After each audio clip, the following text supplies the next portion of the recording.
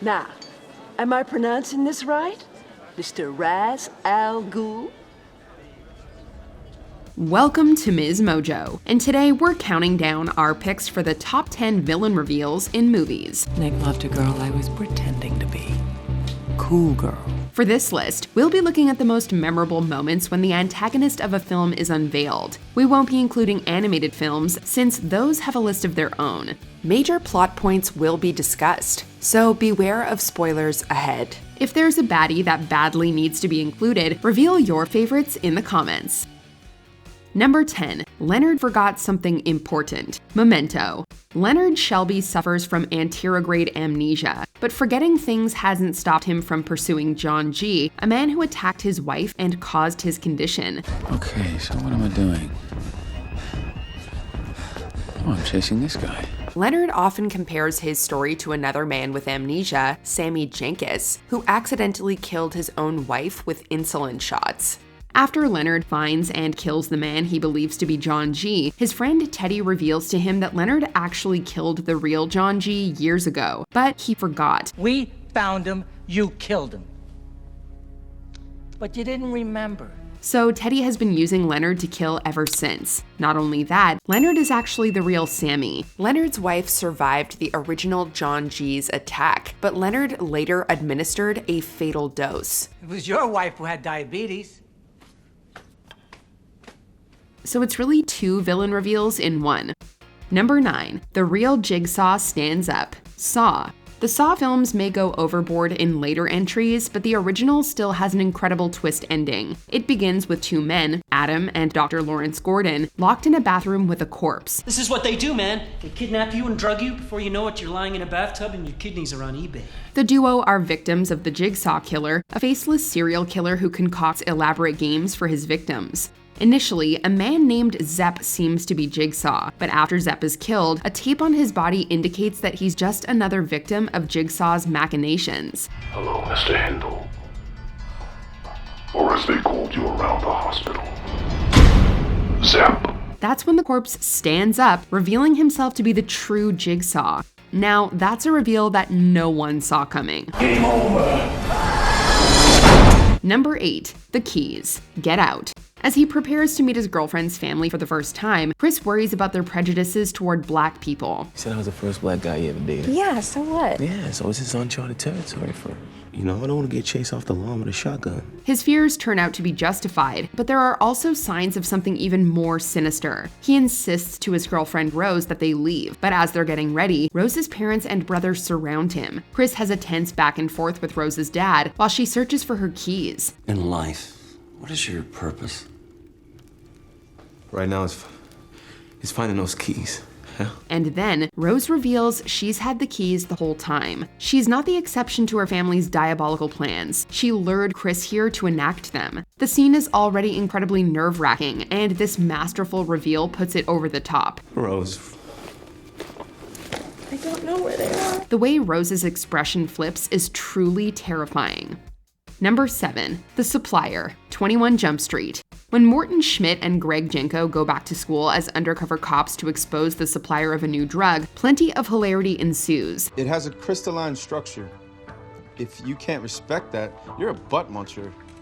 Along with cozying up to the primary dealer, Eric, they also suffer the drug's side effects themselves in front of the PE teacher, rediscover high school life, and disrupt the school play. However, it isn't until prom that they discover that Mr. Walters, the PE teacher, was the supplier all along. You're the supplier, you're a teacher.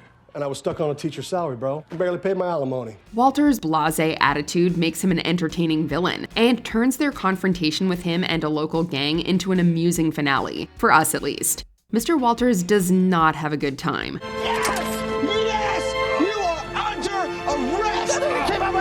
Right to remain silent! Number 6. The Party Crasher. Batman Begins. After being trained by the League of Shadows, Bruce Wayne learns of its plans to destroy Gotham and burns down the League's temple, killing its apparent leader, Ra's al Ghul. He does save his mentor, however, Henry Ducard.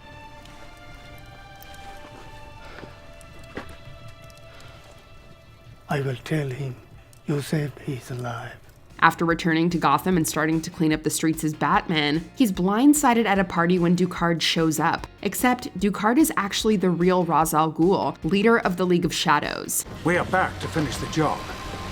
And this time, no misguided idealists will get in the way. Ra's setting Wayne Manor on fire and leaving Bruce to die is pretty brutal, but arguably even worse is Bruce's realization that he saved the very person who wants to destroy his city. I wanted to save Gotham. I failed. Number 5. Not So Gone. Gone Girl. This thriller draws you in and then pulls the rug right out from under you. After Nick Dunn's wife Amy goes missing, public opinion, Nick's attitude, and all the evidence points to him having killed her. What did you do to your pregnant wife? That's fine. You tell him that, Nick. You tell him Amy was 6 weeks pregnant. But just when it's clear to us he's guilty, we learn that Amy is still alive. After learning that Nick cheated on her, she went to elaborate lengths to frame him for her murder, and then left. Wait for your clueless husband to start his day. Off he goes, and the clock is ticking. Not only did this reveal blow us away, it also flipped the title and all our preconceptions on their heads. The victim is the villain. While Nick is morally ambiguous, Amy turns out to be a straight-up sociopath. I've killed for you. Who else can say that? You think you'd be happy with a nice Midwestern girl? No way, baby.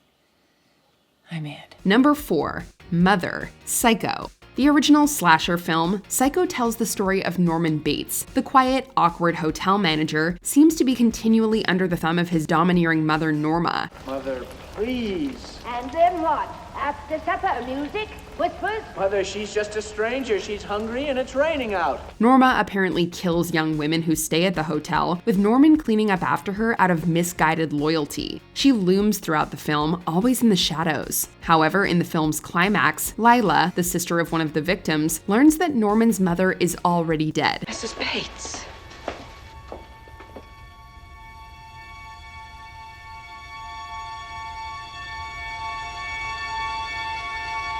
Norman has dissociative identity disorder, with the mother personality committing the killings. The reveal is just one of many iconic scenes in the film, and it works so well thanks to everything director Alfred Hitchcock does to mislead the audience. Mother, please, it's just for a few days. Just for a few days so they won't find you. Number 3. Kaiser Soze. The Usual Suspects. The greatest trick the devil ever pulled was convincing the world he didn't exist.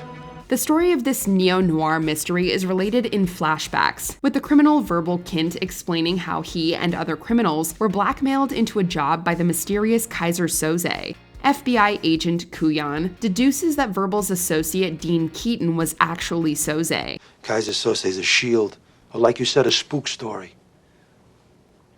But I know Keaton, and someone is out there pulling strings for you. However, after Verbal leaves, Kuyan notices small details in the office that Verbal was using to make his story up. As Verbal walks away, his limp miraculously disappears. Kuyan chases after him as he realizes the truth. Verbal is Kaiser Soze. Soze might have gotten away, but this scene stays with us.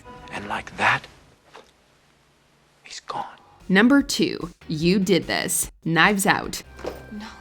No, that's impossible.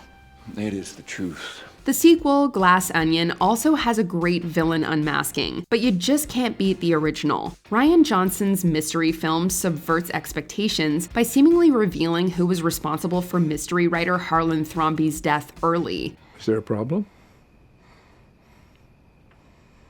This is what I just give you 100 milligrams of.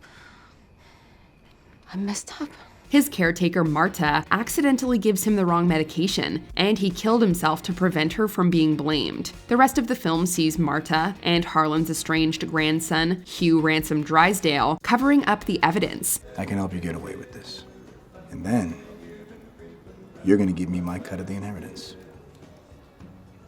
However, in the end, Detective Benoit Blanc deduces that Ransom switched the medication vials after he was cut out of the will. His second victim was right. Hugh did this.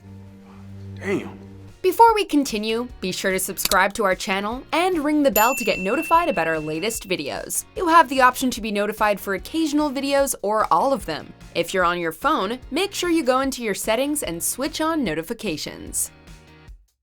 Number 1. But here's what really happened. Clue. The ultimate whodunit, based on the board game of the same name, Clue has several endings, all of which reveal various killers. Brilliantly worked out, Wadsworth. I congratulate you. Me too! Shut up! But the third one is arguably the best. As in the other endings, the butler Wadsworth recounts the events of the evening step by step. However, this time, he reveals that each of the murders was committed by all the guests except for Mr. Green. Well, all except for the singing telegram. Wadsworth killed her. I shot her. You? Furthermore, he reveals that he's the real Mr. Baddie. The man Professor Plum killed was his butler. It's a septuple villain reveal, plus it's packed with comedy as Tim Curry hams it up brilliantly throughout. This all has nothing to do with my disappearing nuclear physicist husband or Colonel Mustard's work with the new top-secret fusion bomb. No. Communism was just a red herring. We haven't a clue how any antagonist announcement could top this. Do you agree with our picks? Check out this other recent clip from MsMojo and be sure to subscribe and ring the bell to be notified about our latest videos.